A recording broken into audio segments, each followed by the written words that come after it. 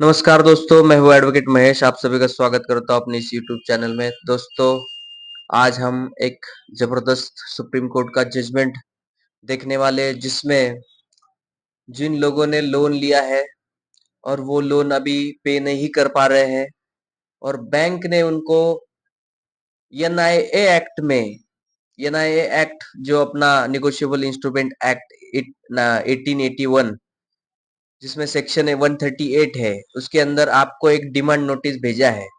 और अभी वो बोल रहे हैं कि आपके ऊपर एनआईए एक्ट के अंदर जो है हम क्रिमिनल केस दर्ज करने वाले हैं। और आपको एक उन्होंने क्या कर दिया है, डिमांड नोटिस भेज दिया है। अब डिमांड नोटिस जब भी उन्होंने भेजा, उसके 15 दिन बाद अगर आप पेमेंट नहीं करते हो तो बैंक वाले आपके खिलाफ जो है एनआईए एक्ट 138 सेक्शन के अंदर जो है क्रिमिनल प्रोसीडिंग जो होती है चालू हो जाती है दोस्तों। और उसके बाद जो होते हैं फिर आपको कोर्ट के समन आते हैं, आपको डिफेंस देना पड़ता है, बहुत सारी चीजें होती है।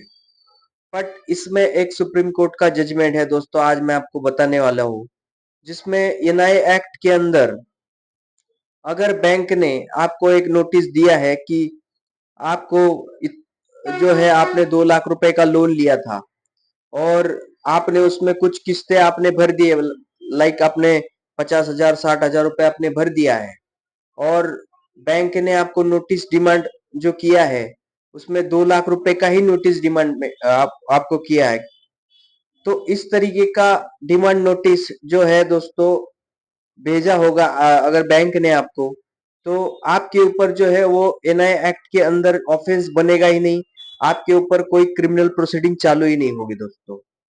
तो दोस्तों इसी के लिए आपको एक आज जजमेंट सुप्रीम कोर्ट का बता रहा हूं, जिसमें criminal appeal number so and so आप जो सामने देख रहे हैं, जिसमें पार्टियां थी दर्श दर्शन दशरथ भाई त्रिंबक भाई पटेल वर्सेस हितेश महेंद्र भाई पटेल, इन दोनों के जो है ये अपीलांट थे और रिस्पोंडेंट थे महेंद्र भाई पटेल।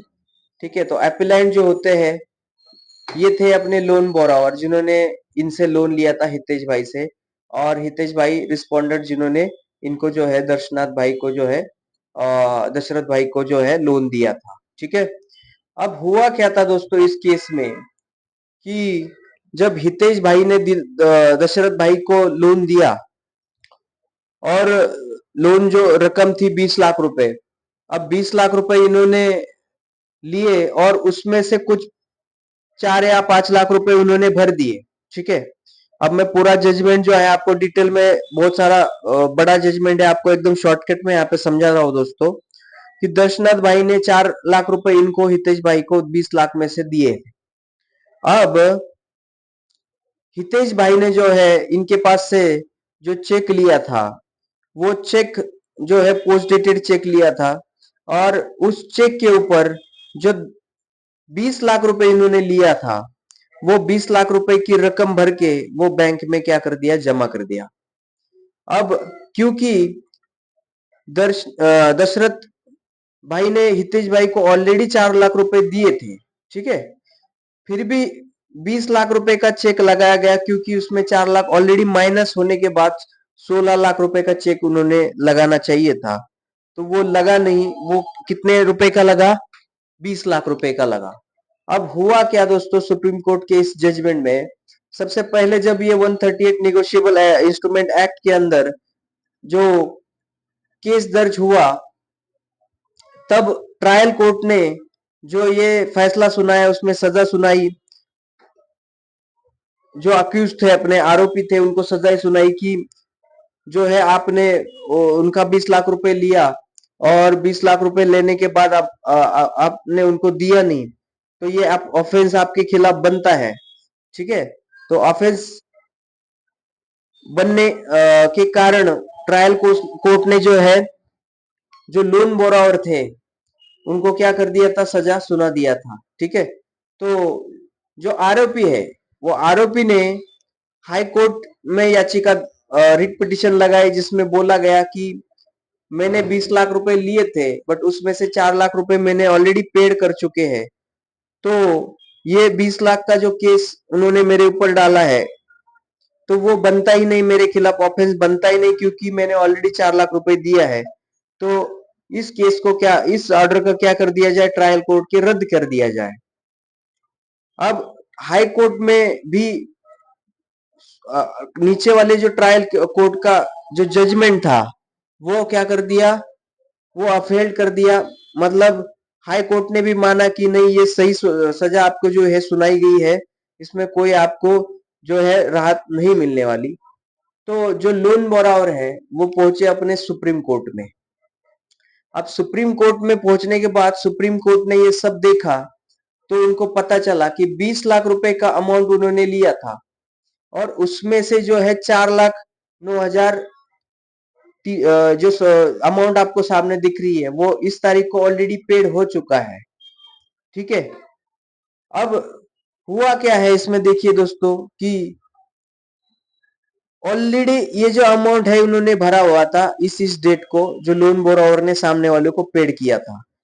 अब 4,09,000 ऑलरेडी पे किया था, तो 20 लाख रुपए का चेक लगाने की जरूरत ही नहीं थी। उसमें जो निगोशिएबल इंस्ट्रूमेंट एक्ट सेक्शन 56 है दोस्तों, ये सामने आपको दिख रहा है। तो इस सेक्शन 56 में ये बोला गया है कि अगर आपको चेक के अमाउंट के ऊपर अगर कोई पार्ट पेमेंट आपको रिसीव्ड हो जाता है, तो उस पार्ट पेमेंट को आपको चेक के पीछे इंडोर्स करना पड़ेगा, और वो दिखाना पड़ेगा कि वो जो है अमाउंट आपको मिल गया है, और रिमेनिंग अमाउंट जो है आपको, रिमेनिंग अमाउंट का जो है चेक आपको बैंक में जो है लगाना पड़ेगा।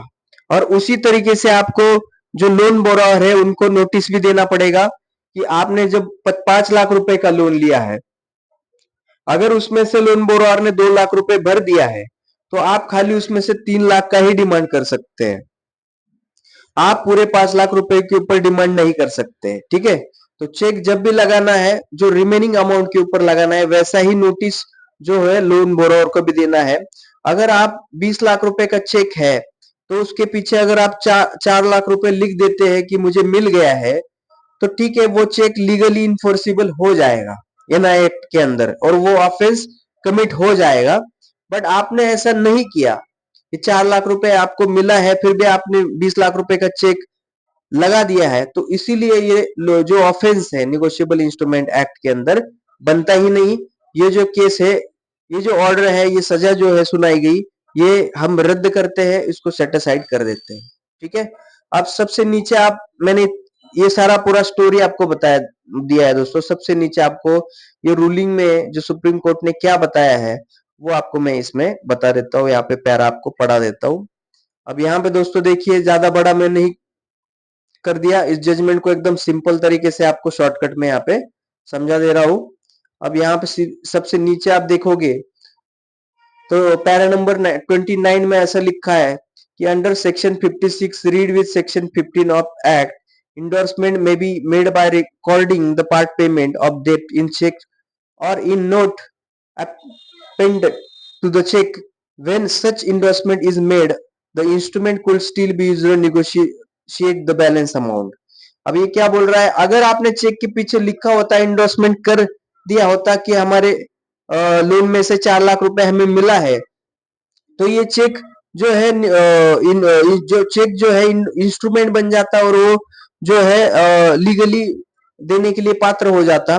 ठीक है। तो आगे लिखा है, if the endorsed cheque when presented to enactment of balance amount is dishonored, then the drawee can recourse the provision of section 138. Thus, when a part payment of the debt is made after the check was drawn but before the check is encashed, such payment must be endorsed on check under the section 56. अब ये पूरा यही बोल रहा है दोस्तों कि आपने जो चेक के पीछे अमाउंट जो मिला है, वो आपको लिखना चाहिए था, और उसमें से रिमेनिंग बैलेंस के लिए आपने जो है चेक लगाना चाहिए था।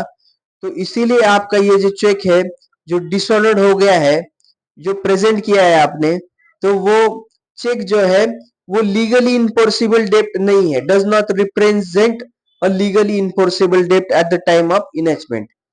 तो देखो दोस्तों, ये लोन जब भी हम बोरो करते हैं तो बैंक भी हमारे साथ जब भी 138 नेगोशिएबल इंस्ट्रूमेंट एक्ट में हमें हमारे पास केस हो जाता है तो बैंक जो है हमें होल अमाउंट के ऊपर जो है आपने जितना लोन हो अमाउंट जो है अगर आपको वैसा नोटिस भेजता है और अगर आपने उसमें से कुछ किस्तें आपने भर दिए हैं तो वो जो केस है इस जजमेंट के द्वारा आपके ऊपर जो केस लगाया गया है वो केस रद्द हो सकता है दोस्तों। इस सुप्रीम कोर्ट के जजमेंट को आप अपने आर्गुमेंट में शामिल कर सकते हैं, अपने वकील साहब को बोल सकते हैं और आप इस तरीके का केस जो है आप जो है क्वैश कर सकते हैं, रद्द कर सकते हैं। तो आगे सुप्रीम कोर्ट ने बोला है कि देखिए दोस्तों आगे पढ़ता हूं मैं। तो सबसे लास्ट वाला प्यारा मैं आपको पढ़ा कर दिखाता हूँ। The notice demanding the payment of said amount of money has been interpreted by judgment of this court mean the check amount. The conditions stipulated in the provision section 138 need to be fulfilled and addition to the ingredients in the substantive part of section 138 since the case the first respondent has not committed an offense under section 138 the validity of the form of the notice need not be decided। मतलब ये offence इसके अंदर has not committed offence, मतलब respondent ने कोई भी offence इसमें किया नहीं है, इसीलिए ये जो है केस क्या हो जाता है, रद्द किया जाता है।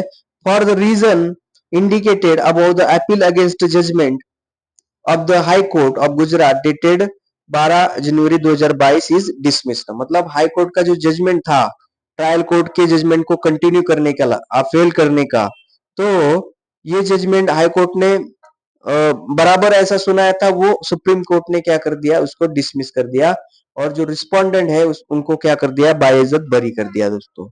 अब देखिए दोस्तों ये पूरा जजमेंट आपको कितने फायदे में होने वाला है।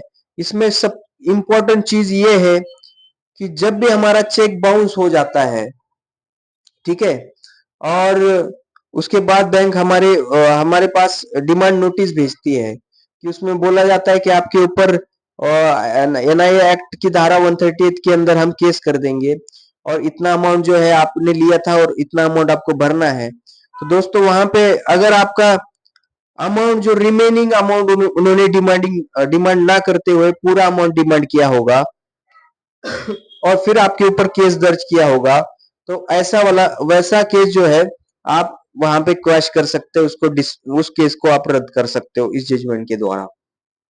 तो देखिए दोस्तों ये जजमेंट बहुत इंपॉर्टेंट जजमेंट आपको इसमें मैंने आपको बताया है। अब इस जजमेंट का आपको क्रिमिनल अपील नंबर यहाँ पे मैंने ऑलरेडी यहाँ पे दिखा दिया है, आप इसको गूगल से भी डाउनलोड कर सकते हैं।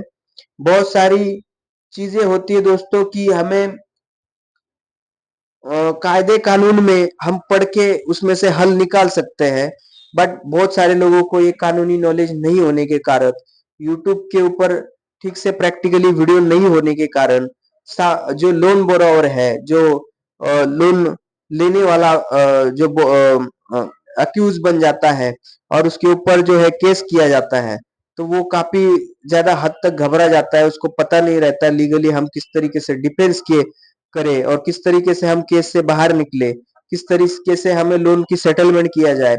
और ये सारी चीजें मैं अपने यूट्यूब चैनल पे आने वाले वीडियो में बताऊंगा दोस्तों। और ऐसे ही नए नए जजमेंट, इससे पहले भी मैंने बहुत सारे जजमेंट जो है आर्बिट्रेशन एक्ट के अंदर मैंने आपको प्रैक्टिकली इसमें समझाया है। और आज मैंने ये एनआई एक्ट में अगर किसी भाई के ऊपर अपने केस हुआ है, उनको अगर इस तरीके का जो है केस का पूरा अगर उनसे उनकी केस से मिलता जुलता है, तो आप इस जजमेंट को रेफर करते हुए अपने केस में आप डिफेंस दे सकते हो दोस्तों। ठीक है, तो आज के लिए बस इतना ही दोस्तों। आशा करता हूँ ये पूरा जजमेंट आपको समझ में आया है और अपने चैनल को जरूर आप सब्सक्राइब करना, लाइक करना, जरूरतमंदों के पास ये आप जो वीडियो जो है जरूर शेयर कर देना दोस्तों। और ये चैनल आप वीडियो जरूर देखते रहिए दोस्तों, बहुत इम्पोर्टेंट और इंफॉर्मेटिव बातें जो यहाँ पे मैं प्रैक्टिकली आपको बताता रहता हूँ। तो आने वाली वीडियोस को आप मिस ना करिए और आपने लीगल राइट्स को आप समझिए और लीगल डिफेंस अपना कैसा कैसे मजबूत होना चाहिए, ये हम इस वीडियोस में हम बताते रहते हैं। आप भी यही आपको करना है, जो जो मैं प्रैक्टिकली चीजें बताता रहता हूँ, ये आप अगर करेंगे अपने, तो अपने केसेस में, तो आपको भी इसमें अच्छे तरीके से राहत मिल सकती है। और आपको हो सकता है आपकी केसेस, जो बैंक आपके ऊपर इनलीगली केसेस करता है, वो केसेस से भी आपको छुटकारा मिल सकता है। तो दोस्तों, इसी के साथ साथ आपकी इजाजत चाहता हूँ। मिलते हैं अगले वीडियो में, तब तक आप सभी को मेरा नमस्कार।